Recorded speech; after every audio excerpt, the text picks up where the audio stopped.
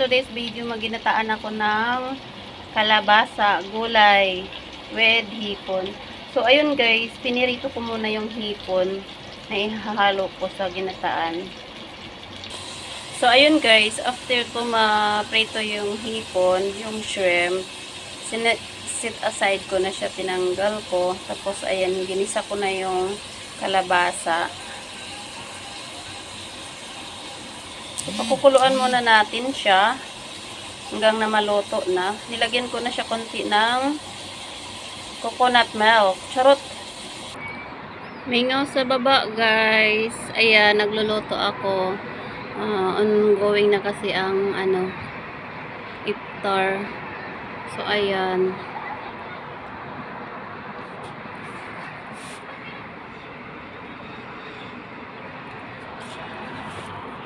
Sali ako. Hello guys. Hello mga palalabs. Kumusta na ang lahat?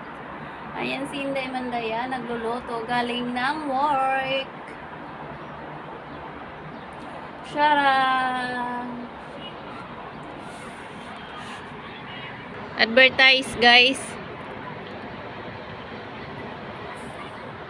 So, tingnan natin yung ginataan natin na gulay with shrimp. So, ayan na, kumukulo na siya guys. Lapit na maluto yung kalabasa. So, ayan yung gulay ko. Ito, udlot ng kalabasa to. Sarap daw to, sabi nila. So, eggplant, string beans or sitaw, ayan, udlot ng kamote. Mayroon pa akong natira nung nakaraan. Nilagyan ko na rin ng repolyo. Gulay is life, mga palalap. So, ayan, gulay is life. May seasoning na magic sarap. So, ayan.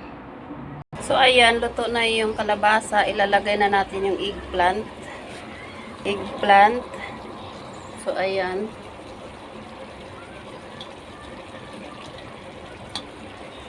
Yung kalahati ng coconut milk, lagay natin. Kuluan natin siya. May pure din ako niyan. Hinati ko.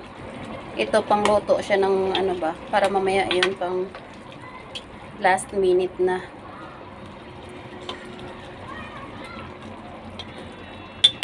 Pakuluan natin, isa pang pakulo. Lagay na natin yung mga dahon. So, ito yung pure milk na coconut milk. Wala yan halo na tubig para mamaya last na, yung malapit na siya iahon.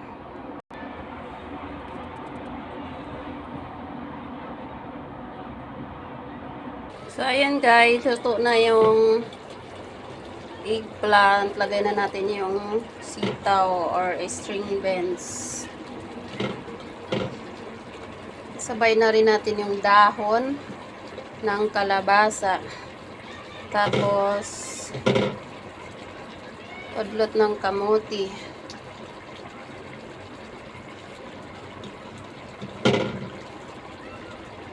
So, ayan guys. Saglit lang naman yan. Tatakpan natin. So, ilalagay na natin yung pinirito na isda tsaka hipon. Yan. Tapos, seasoning.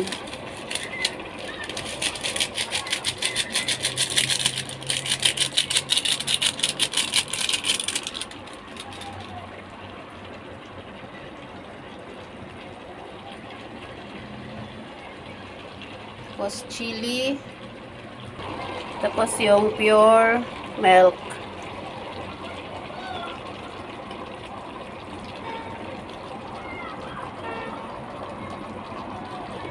So, ayan guys, pakukuluan na lang natin siya hanggat maluto na yung iba pang mga sangkap niya.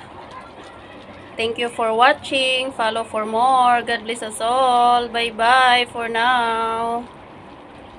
Please like and share. Subscribe nyo na rin.